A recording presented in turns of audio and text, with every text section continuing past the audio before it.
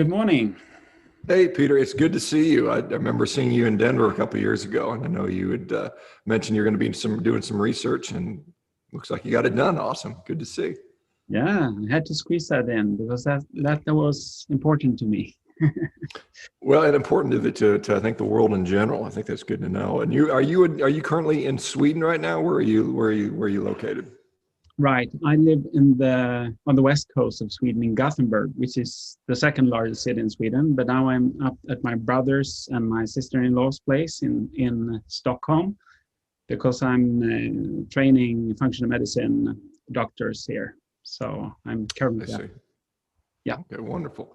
And just for way of background, would you mind giving the folks a little bit of your background? You're a functional medicine physician. What's your kind of training and stuff, and where?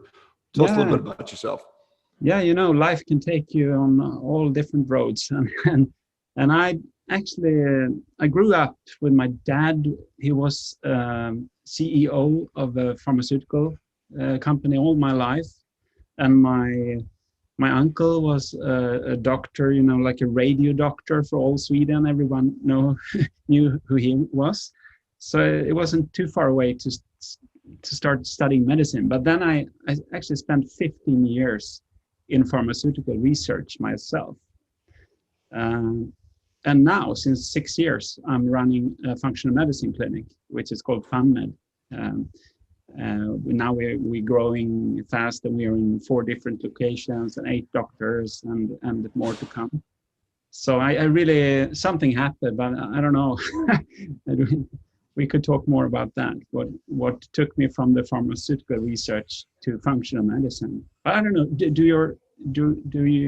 Does your community know what functional medicine is? Is that well known for everyone? I think many people do. I think it's most people have probably heard of it. There may be some that don't, but I mean, certainly you can touch into that because there's kind of a traditional medical allopathic route, and then the functional medicine route is, kind of taking a more of a holistic approach, and I think that's what most people gravitate to. So yeah, tell us what made you decide to go that route from pharmaceutical research. Yeah, I actually did it first 6 years to get my PhD, and then I did some clinical work, and then we started a company. So we got like $6 million, and I worked with Arvid Carlsson. He was a Swedish professor. He passed away 2 years ago, but he actually got the Nobel Prize the year we started this company, which was in year 2000. And he was really a great mind, really inspiring man to work with. He was the guy that actually found dopamine in the brain as a neurotransmitter, so I stayed with that company for 8 years, and I was kind of director of safety pharmacology and toxicology, and I went to the States collaborating with large pharmaceutical companies and so on. But then I was responsible for a room of 200 binders, just papers. And I thought, now I'm far away from patients. So I figure I better go back, have a smaller life. So I decided to become you call it a GP, general practitioner? Yeah. Yeah. But that turned out I only could do that for 2 years. Then I hit the wall just real hard. It was a total disaster. It was a brain crash. So I was actually driving my car to a rheumatology training in the forest, and then I had it was a psychotic experience. It was like my arms were not attached to my body, and someone else was driving the car.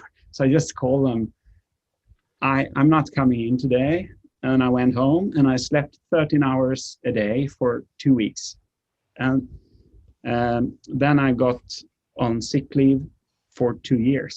So I didn't see that one coming. It was just total exhaustion it's not just from work, it's the way you look at life, and you think you have to do everything at once. And have you ever been close to that, Sean?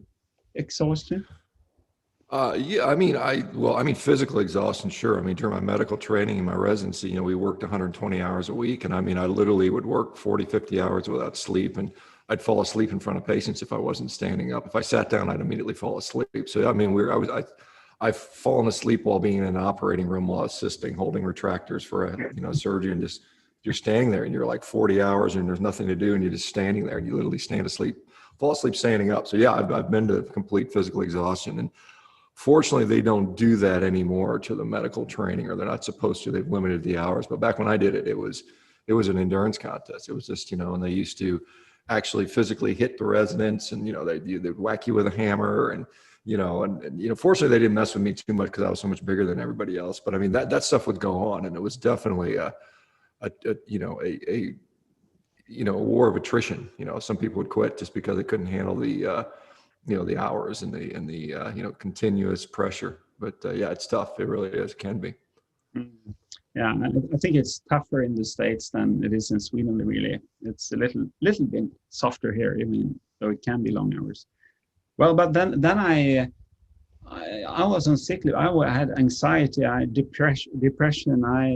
Walking in the forest, I was thinking of, well, that's a tree you could hang yourself from, and those thoughts. I thought I was going to get shot, and I'm not criminal, but yeah, but that. What happened was that a friend of mine told me to read a book, and that was, Andreas Enfeldt, the diet doctor. His book in Swedish is called The Food Revolution. I don't know if it's the same name in English. I read that and I just think, wow, low carb. That's not what I was told, but I tried it. I was desperate. This was 2012. And I tried low carb for 2 weeks, keto, really. So I really did it all the way.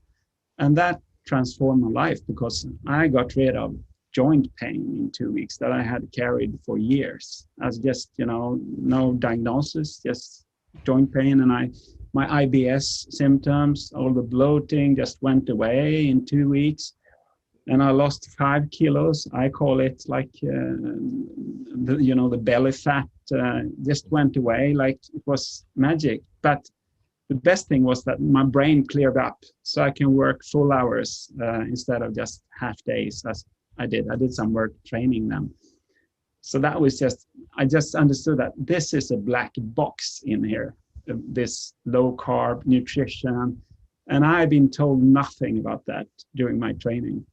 And actually doctors in Sweden and also in Europe, they only get 12 hours of nutrition training in 5.5 years in Sweden. And that's from a paper that was published in just a few years ago. And that was the way it was when I studied a long time ago. I'm born the same year as you, 1967. So that was quite a long time ago, but it's still this way with no nutrition training almost. So since that day, those days in 2012, I've been just manically interested in first diet and low carb and that realm, keto.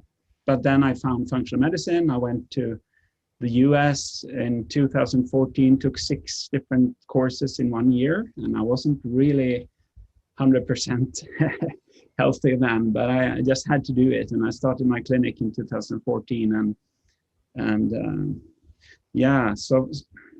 so functional medicine is really what I used to heal myself also. So my function is much better now than it was before I started, before I crashed really. So and functional medicine is, if you don't know about it, in Sweden, it's not that well known yet. We are working on it and we're getting some traction. We actually had a webinar last week with 4,700 participants. So that was quite fun. And it was about the thyroid. It's almost 5% of our population that's got thyroid problems, mostly women.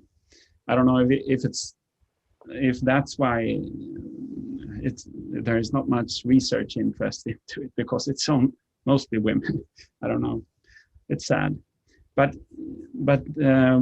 we try to spread the word about functional medicine, and it's about finding the root cause, the really underlying cause of the illness and symptoms, and then try to correct that, or really not me doing it. It's the patient that does it him or herself, but with my help. So I'm not really the doctor giving the orders or prescribing so much medications. We use medications when we need to, but we mostly help I'm more like a coach, coaching the patient based on biochemistry, the microbiome. We look at the microbiome, we look at nutrient deficiencies, we look at the lifestyle. It's a holistic way of look at the person, but it's not really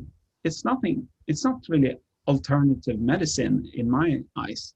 This is a really logical development of medicine. And the people working in functional medicine, we don't think it will be called functional medicine in the future. It will only be called medicine, because if you try to find the underlying causes and correct those, people can get rid of lots and lots of symptoms, and without very much side effects. The side effects are mostly that they get better in many, many ways. And this is the way the society has to change. It will take several years, perhaps many years before this happens, but you have a great community, you have a movement going, and we are working on that on our side. And I'm really so happy for all the people in the US that we can listen to and follow, because you are really, many of you are free thinkers, and you can really lead the way in many ways. You know, in Sweden we only have 10 million people. We can only do that much. Yeah. Yeah. I mean, one of the things, functional medicine, and then there's, I guess, sort of a similar movement, lifestyle medicine, and lifestyle medicine has largely been a euphemism for plant-based, lifestyles. And so I don't know, during your functional medicine training, they were not teaching you to put people on a carnivore diet. I would almost guarantee that. So how do you get from functional medicine, what they're talking about, to now doing a study on people on carnivore diets? How did this carnivore thing come about? Because I know you have an interest in it. I don't know if you do it personally, but I know you've obviously used it for some of your patients. So how did that evolve? Yeah. I think we live in a great time. I mean, just that we can sit here, talk together about this on different sides of the world, that's fantastic. And that's what really makes it possible to break this kind of prison we've been in with a diet advice that we haven't really been able to crack. But now we understand that we've been really lured into something really bad for the population. You see the obesity scores rise every year, and so. But what happened was that I used to say that I'm a curious skeptic. I like to listen to people, and I don't dismiss them at first. I want to listen to them and see what's could it be right what they say. And I think there is so much research and researchers are not really pursuing research the way it should be. With science should be that tomorrow I should be able to wake up and, there is new data, new information. I have to change my mind, because it's not about me. It's not about my ego. This is not religion. This is about, I really like to see that you have to have a true representation of the totality of the data. That is the best truth we have today. It's never the truth, but it's the best truth. And so what happened was that I had a doctor coming to me from Stockholm. One of our doctors, Linus Mortensson, his colleague, he came to me in Gothenburg to visit and did some work. And then he told me, this was back in September, October 2018. He told me that, have you seen this carnivore trend? What do you mean? I said, well, people just eating meat and animal-based diets. You're joking? I didn't really believe him at first.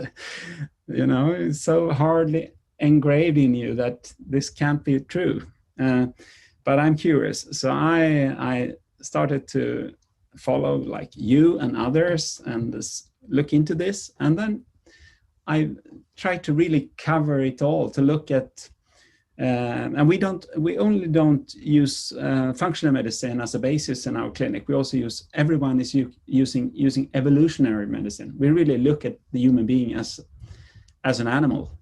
We are an animal, and we have evolved over perhaps 2.5 million years. And when you look into all these, ancestral health symposium seminars, and you look at Mickey Bendor's work, and you can see that it's pretty clear that the human has been and is a hunter more than anything else, I would say. I'm just looking at the digestive system. We got the gallbladder. We got very, very acidic environment in our gastric, what's it called? The stomach.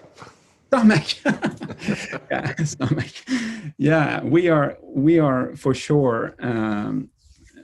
We have been hunting, and we've been eating all of the animal, and been doing that for a long time. And I mean, we can prove everything about that, but everything, when you look at the digestive system with the very small colon and the large small intestine, and you look at our physiology with our we can throw a spear and all that. When you get everything together, and we love, just think about this, we love football. We love running after things in groups. Why would that be if that wasn't really engraved in our genes? We've been doing that for thousands of years. So it all started to make sense. And then, of course, I tried myself. I say that I've tried everything in functional medicine except these female hormones. Yeah, so I tried carnivore, and I really felt I was feeling good. I mean, that was good. And then I don't pursue a strict carnivore diet, but I rather use it now. I mean, I use it when I want to be really sharp. Then I use it perhaps a few days before, and I really like the way you get in balance with yourself when you do it, and you can really feel what's real hunger. When you're really hungry, it's not just that you need some carbs. you can feel real hunger, and you can really, I need more fat, I need more protein, and so on. So then, of course, I don't prescribe it to my patients the way I see it, because they can do it themselves. Anyway, I don't really prescribe any diet. I hear some people say that, not the least in the US, they said, well, I put my patient on this diet and this diet. I don't look at it that way. I look at it as everyone can eat whatever they like and want to, whatever diet. But I was having people I'm recommending them to try this out. 1 month, 4 weeks, you won't die.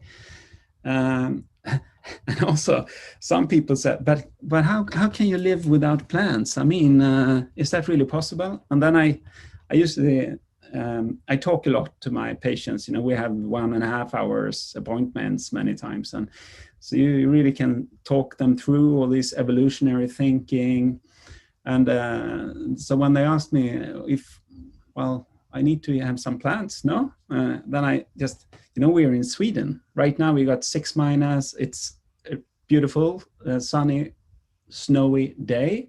It's a foot of snow, but even in November or in April, I can look out the window from my office and tell my patient, you can go out there, you can have every plant you like, just gluttony, just take it all, just enjoy it.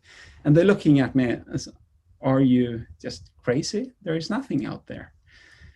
In Sweden, you can only find plants to eat, it's berries and nuts in the autumn. That's kind of August. And during summertime, we have a short summer, June, July, August. It's beautiful. It's great summer, but it's not that long.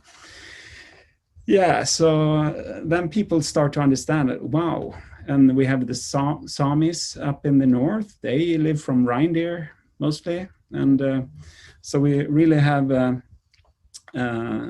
it's not that far away. People that live mostly from fishing and reindeer and that stuff. So it all makes sense to me, at least. And I never try to convince anyone of anything in my office. I just want them to try to be well informed. So I talk to them, and I give them options, and I tell them, this is my view of the world. Thus far that I have come to date, but please challenge me, get new data and challenge me. And I mean, I've been continuing moving in the carnivore direction since now and 2019, 20, and it's about 2.5 years now, because my worldview hasn't been challenged in any way that tells me that this is wrong. And now I'm talking in general. I'm not saying that everyone should be on 100% carnivore diet. There is so much more we have to learn about this. So anyone out there in your community that has any, can get any traction for research, and please do, because I think this is the right paradigm, but it's not for everyone every time. I don't know. What's the status of your research efforts, Sean? Yeah, we're still funding. We're looking to do a very large interventional trial, and so it's going to take quite a bit of money. So I think we're about 25% of the way through the fundraising. So it's going to take. Hopefully, we're going to get maybe some large donors that can help us out. But that's something. But we're definitely, in the recruiting several researchers. We've got a lot of people that are willing to do the research for us once we get the funding done. So it'll happen. It's just a matter of when. And I agree, this isn't necessarily for everyone, but it certainly is an option. Now I want to ask you, so you are about to, your paper is in preprint. I don't know if it's been published yet, but SIBO, small intestinal bacterial overgrowth. Tell us a little bit about that condition and what made you decide to say, hey, maybe let's do a carnivore with this. What is SIBO, and what does it do to people, and what do we know about it? Yeah, I think it's one of the most interesting things in medicine, actually, and I'll tell you why. And some people don't even think it exists, so it's kind of controversial still. So SIBO is small intestinal bacterial overgrowth, and the term has been around for many decades, but it's especially popular to try to diagnose SIBO in the functional medicine world, because we focus a lot on the digestive system. And why is that? It's because the small intestine is where you're supposed to digest and absorb 90% of all the nutrients that all your body needs. So it has to be digested and absorbed.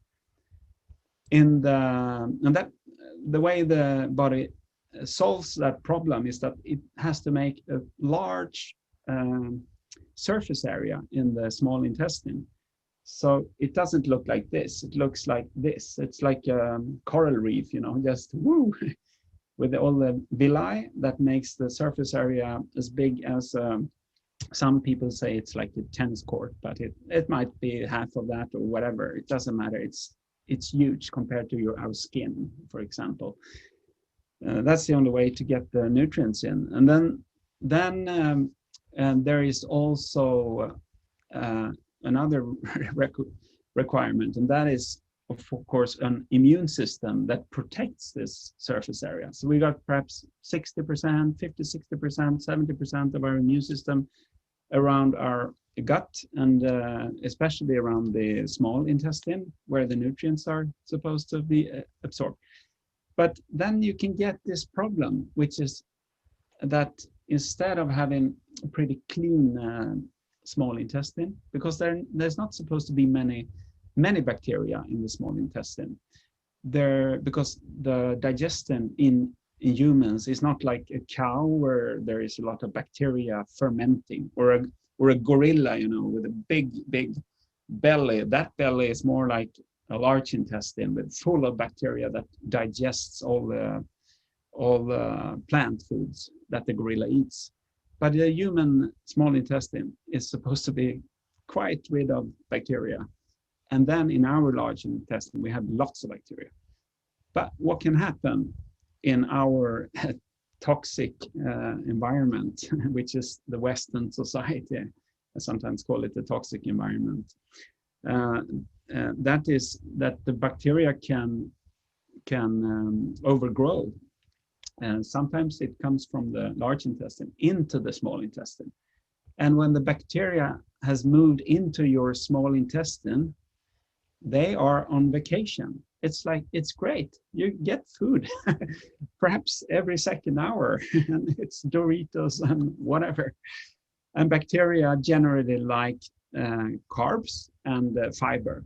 So that feeds SIBO. And perhaps, I don't know, 15-20% of the population has got something called IBS, irritable bowel syndrome. And that's really not a disease. It's just telling you that you got diarrhea and or constipation. You may have pain in your belly, and you can have bloating and so on, gas.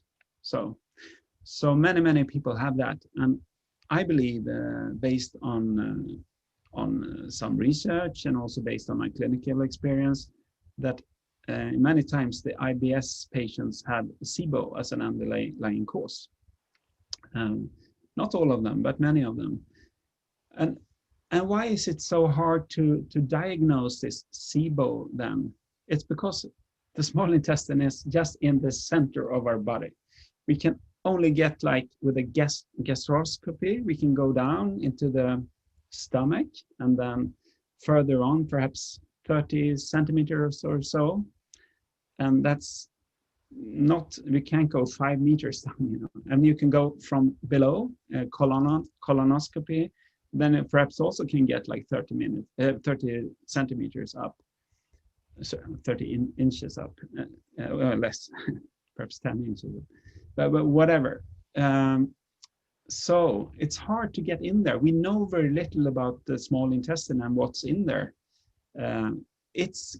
The data is growing. There are interesting new research coming out now that shows us what kind of bacteria live there and what kind of bacteria live there if you have SIBO, if you've got the bacteria overgrowth.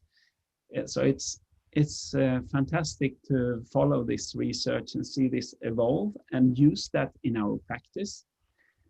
And why do you get SIBO? Yeah, I guess one thing is just the stress that we have, because on the savanna in Africa, where we all evolved until perhaps 100 or 70,000 years ago, you were hunting and foraging, and then you ate, and then you rested. Now we don't rest after we eat generally.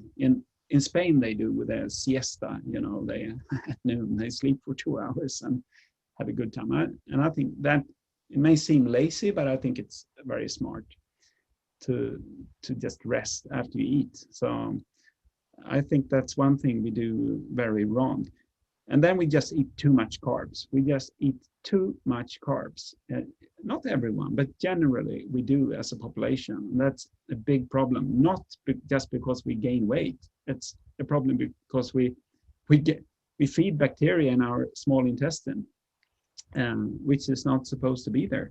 And then we use antibiotics. Many of our patients, we have a 300 questionnaire for every patient that comes to me that they filled in. So I know everything about their lifestyle and their health and so on, and how many antibiotics they taken during their lifetimes. And many have taken a lot of antibiotics, and that could start SIBO. Or you could have a food what's it called? Food poisoning. Yeah, after food poisoning. Many people tell me that they went to Asia, for example, Thailand or somewhere where Swedish people go to see the sun, and they get gut bug and food poisoning, and then they start to have a lot of problems. Because SIBO can give you a lot of different problems. It's not just this IBS problems. You can get brain fog, you can get joint pain, you can get fatigue, restless leg syndrome, you can get rosacea, you know, with the redness in your face. So many people I see, they are quite red here. It's not really rosacea for many, but it's kind of equivalent to rosacea. So I've got my own theory about this. Why do you get red here when you have some trouble in your small intestine? I think it's because on the savanna, if someone had, for example, a parasitic infection, it's good to know that. It's, you know, evolution is just about reproduction. So if you can look at someone and you see they're all red here, they might have a problem because we look at each other in the face. It's, you know, so yeah, that was a detour, but yeah. So what is it? So with SIBO, what is the traditional treatment? How effective is it? And then you contrast that to, and I know you did a paper, we talked about the paper, how they paper evolved, and you use a carnivore diet to successfully basically get rid of SIBO in a number of patients. So what's the traditional way? How did you evolve that into a carnivore approach, and how does that compare to the normal treatment option? Yeah, that's fun then, because before starting to use carnivore, I told my patients there are 4 ways to treat SIBO. And after carnivore came along, I tell them there are 5 ways to treat SIBO. But it's so fun to get this out now, because I never heard anyone talking about treating SIBO with a carnivore diet. But back to your question, you can start by saying, if one way of getting rid of SIBO is by fasting, water fasting.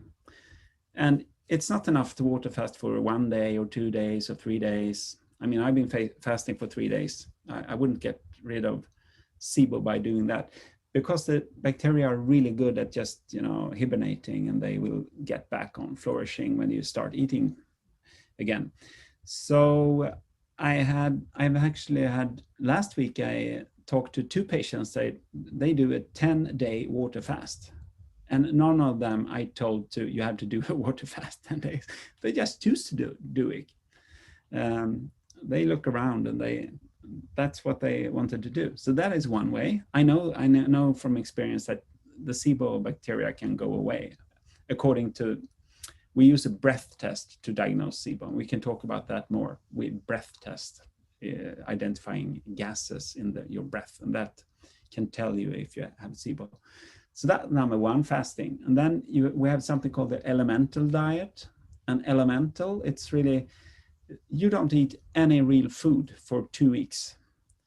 So how do you nourish yourself? You're not fasting. Well, no, you take in amino acids. So you buy 1 kilogram of amino acids. And amino acids are what builds proteins, you know, like if you have a pearl necklace, the necklace is the protein, and the pearls are the amino acids. So normally the protein has to be digested by the enzymes into amino acids. But here you just eat the amino acids like a powder.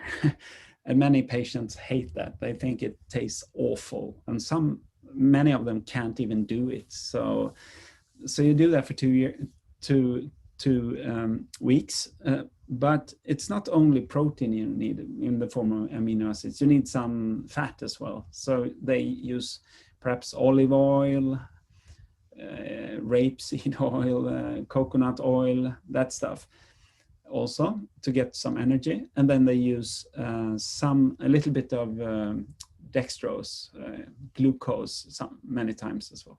So that's the way you nourish yourself for 2 weeks. And then the bacteria don't get any food, because this is absorbed so high up in the gut, the dextrose and the amino acids is easily absorbed.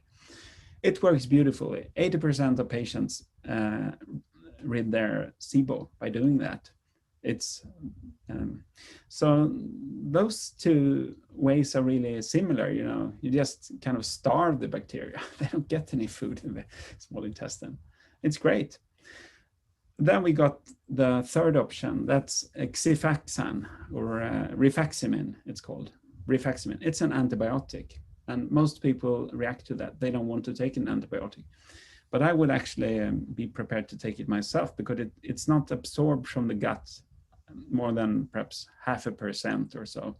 So it's really locally acting, which is great. And it's in the US, you can give it for IBS-D, IBS with diarrhea. You can give it without even have a SIBO test, or and it usually many times works nice.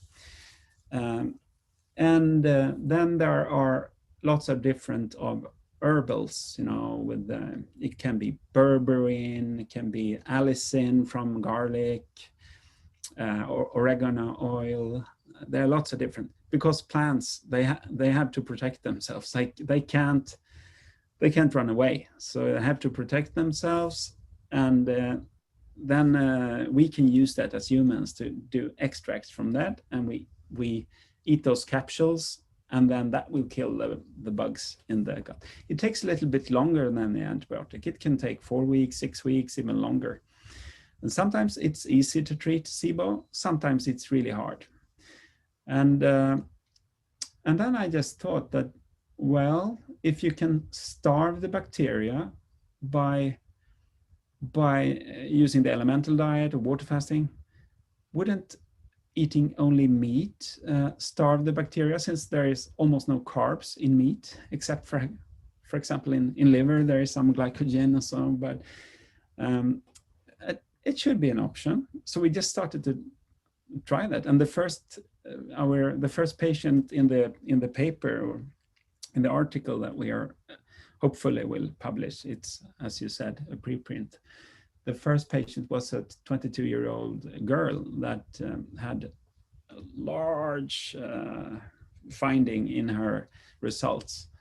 And she had, I think it was 6 weeks, 6 or 7 weeks, she had a carnivore diet. And it was just gone.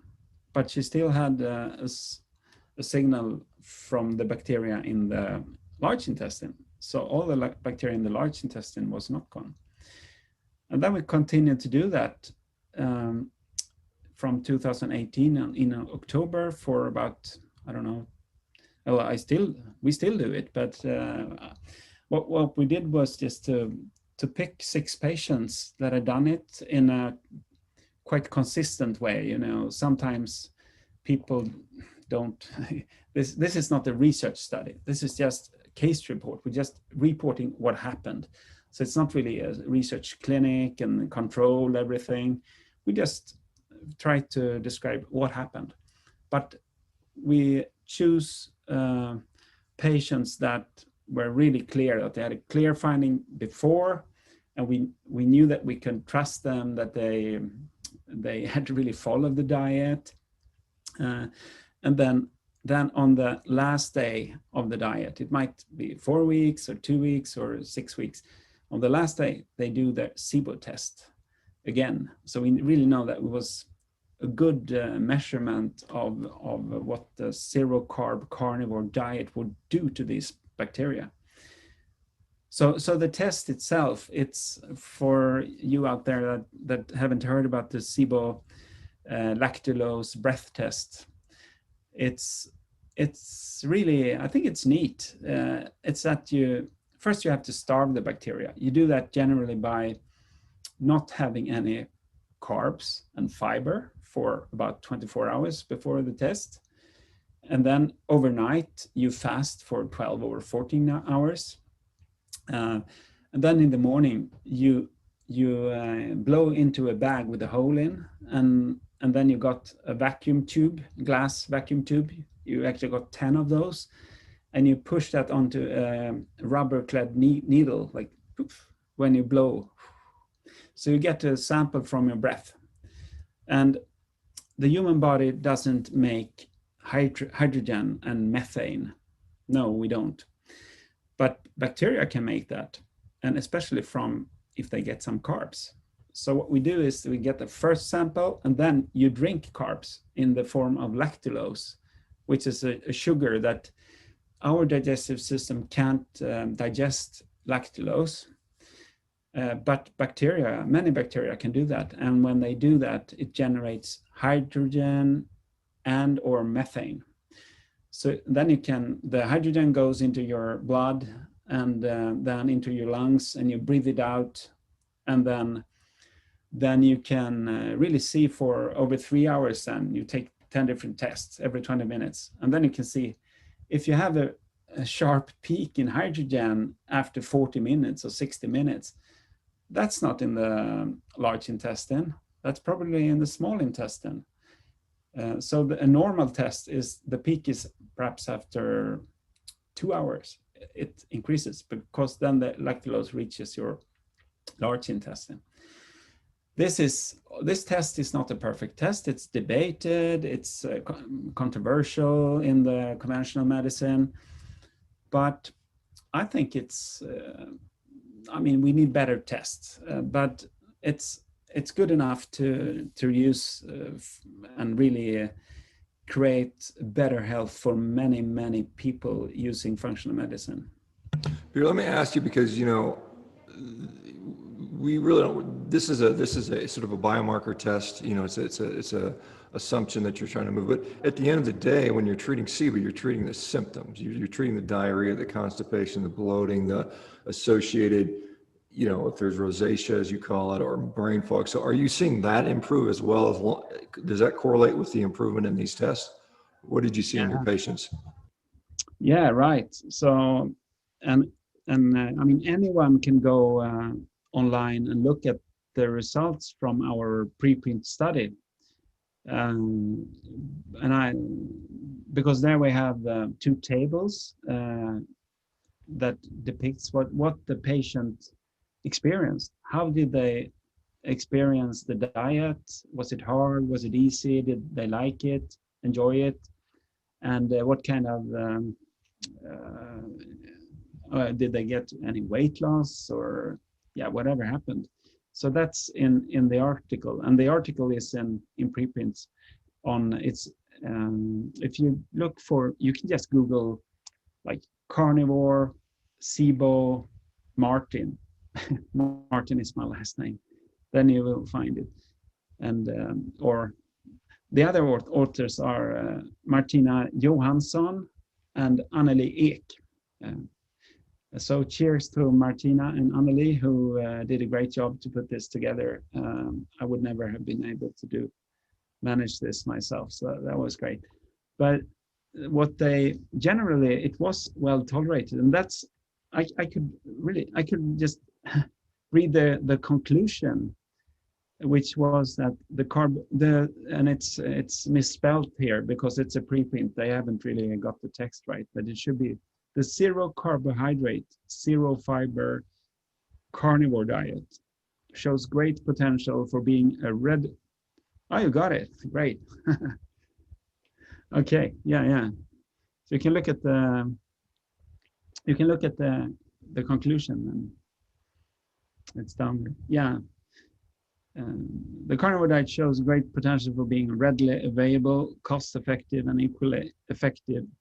It looks like another word is missing. I don't know why, but well, it's an alternative treatment for SIBO. According to our observations, it also results in better satisfaction after meals, decreases cravings for sweets, and generate weight loss in patients where it is needed. And then we have compared it to, for example, the elemental light, which is hard to do. Yeah, please show the graphs. They kind of speak to themselves, I think. So on the left, you can see that there is a rise in hydrogen, which is the small intestine bacterial overgrowth. And on the right side, you see after the carnivore diet that at least the first peak, sometimes both peaks have been erased more or less. And I can tell you about the patient number 3 from the top. That was a patient that I tried to treat for, I don't know, I think it was 2 or 3 times with rifaximin, actually for 5 weeks. And because I thought she had so much SIBO. And we tried another treatment and it didn't work at all. And then she did the carnivore diet for 2 weeks and eradicated almost totally her SIBO. So that's fantastic. And she felt better. So I think there is so much with this approach that's appealing, because we don't go in with any antibiotics or herbal antibiotics. We just use something that, I mean, human beings have been eating probably in many places on earth. They've been eating zero carb diet for months, is my view of it. So it's a very evolutionary, sound way of actually treating a condition.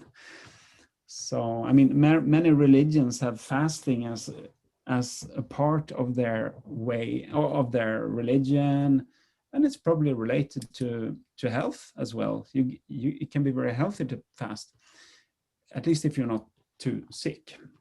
But I think the carnivore diet could be equally good. One of the things about SIBO is you talk about methanogenic producing bacteria. You talk about bacteria that'll produce lactulose or consume lactulose. Hydrogen sulfide is another variant of SIBO, if I'm not mistaken. And then I guess the concern with that would be sulfide-containing amino acids, methionine and cysteine in particular. Those are going to be found in meat. So do you think that this would not be an appropriate treatment for those people with this hydrogen sulfide type of SIBO? A very good question, and I can see where it comes from. I know that Elliot Overton was on your show earlier on. He's a great guy. He works with, he has a lot of clients with carnivore and try to kind of find the way for them when they have trouble. And I've seen patients that had a chronic diarrhea on a carnivore diet for 5 weeks and so, and actually didn't feel well. Many people feel well in one sense, but not in every sense. So, and some people feel well, but they still have the diarrhea. So there's so much we don't know, but I think this will also, we will learn about this, because now there is a way to detect hydrogen sulfide, and that's less than 6 months ago that they started to offer that test, but only in the US. So lucky you in the US, you can measure hydrogen sulfide in the Trio Smart test. We can't yet, but we are looking in stool samples for desulfovibrio, for example. It's a bacteria that can make hydrogen sulfide. And it might be that those people with more of the hydrogen sulfide producers may not feel as well, but I think this is much more complex than just looking at one bacteria. So you can't really look at only one mechanism. I think you really should. I mean, I think you should try the diet. That would be my main way forward, to try and see how you feel. And if you don't feel well, you have to adjust to that and try to, like Elliot Overton does, try to find ways and see how you can tweak it, or perhaps you can't do it. What, obviously you've published, or you're about to publish on SIBO, but surely you see patients with other conditions. Have you found dietary interventions to be helpful in other conditions? And if so, which ones? Oh yeah, I mean, the staple in our clinic is to get people on low carb diets, sometimes keto diets. And that just, it makes wonders. It's wonderful to see people healing, losing weight, feeling better. But then many people come to us and they got better when they started a low carb diet. in many ways, but they didn't get perfectly well. And that's probably, in many cases, it's because they have one of these overgrowths that get better when we don't feed them that much carbs, but they still eat a lot of fiber and some carbs, and that's enough to get these bacteria growing. So yeah, we use diet a lot, and we use elimination diets in functional medicine. You know, classical ones are like take away gluten, take away dairy, take away eggs. And many carnivores or people that try to carnivore, I advise them generally or many times to actually stay away from also dairy and eggs when they do their first month, because then they can really, for the first time, perhaps really feel what they tolerate and not. And after 1 month, they might try eggs or they try dairy. And because many people we see, they have a leaky gut and they're not tolerated those proteins, which we didn't eat so much of evolutionarily as well as they do with red meat, really. And I must tell you something else. We have a magazine that's called Health and Functional Medicine. And this was from this fall. And we actually had a full issue dedicated to the carnivore diet. So that's fun. It was breaking. I know we lost some. I think we lost some people by doing that. But I mean,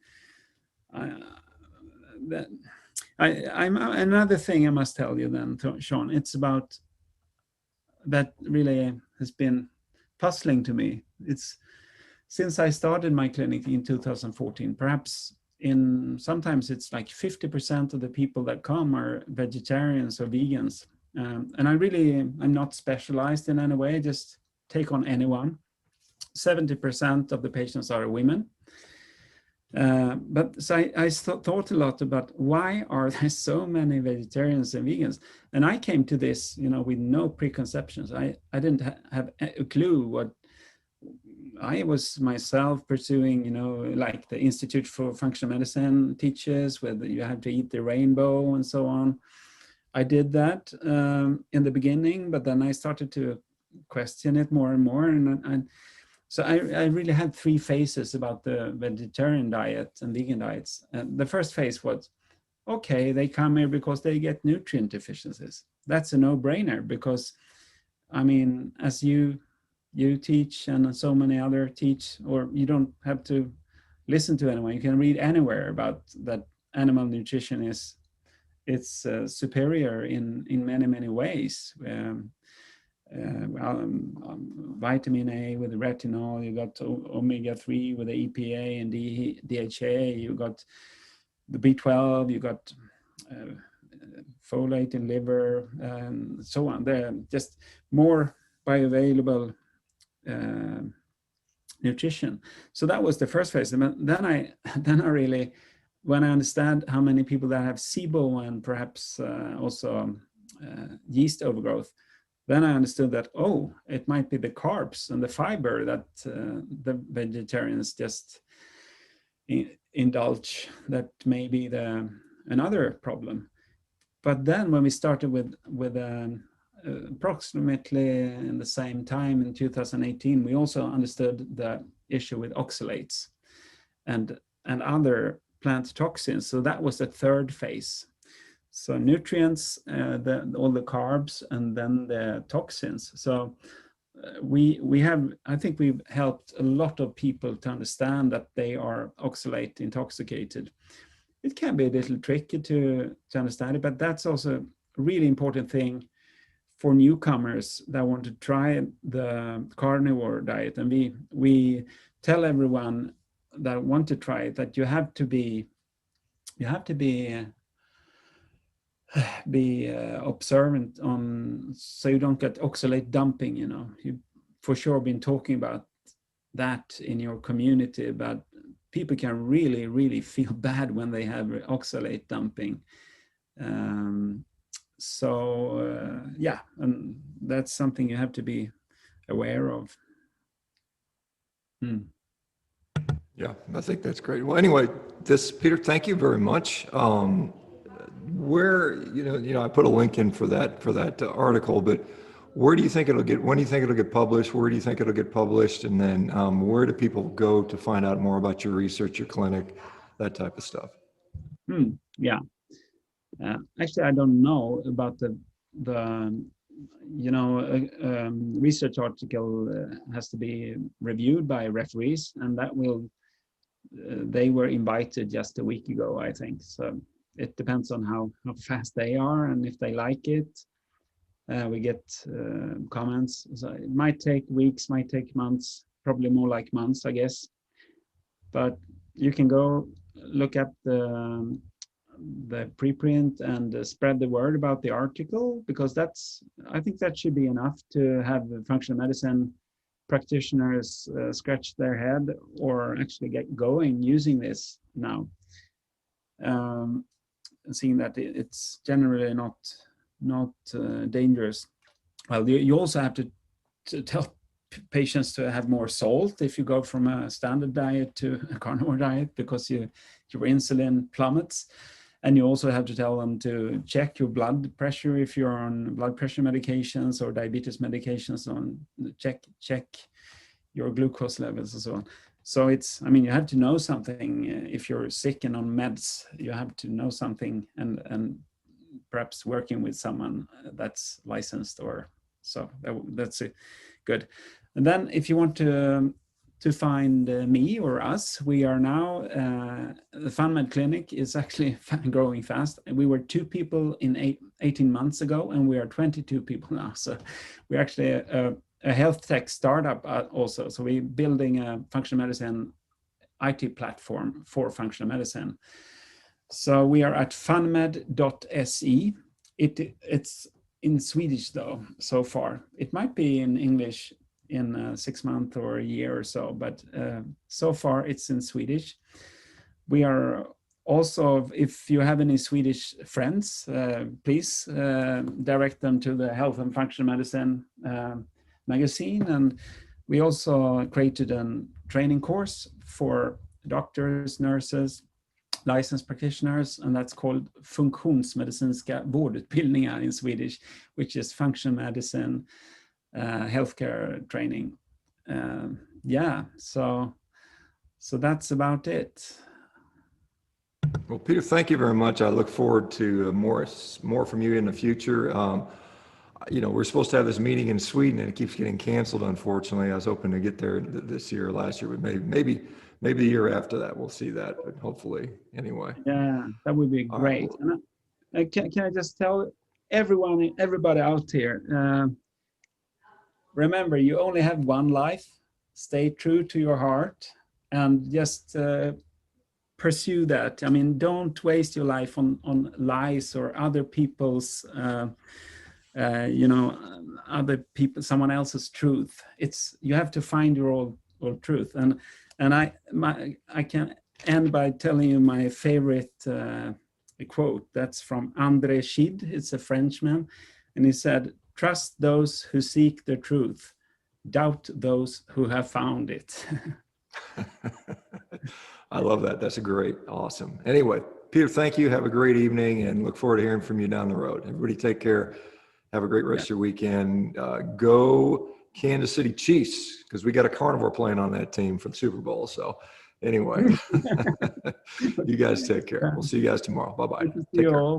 Take care. Thank you. Bye. Bye-bye now.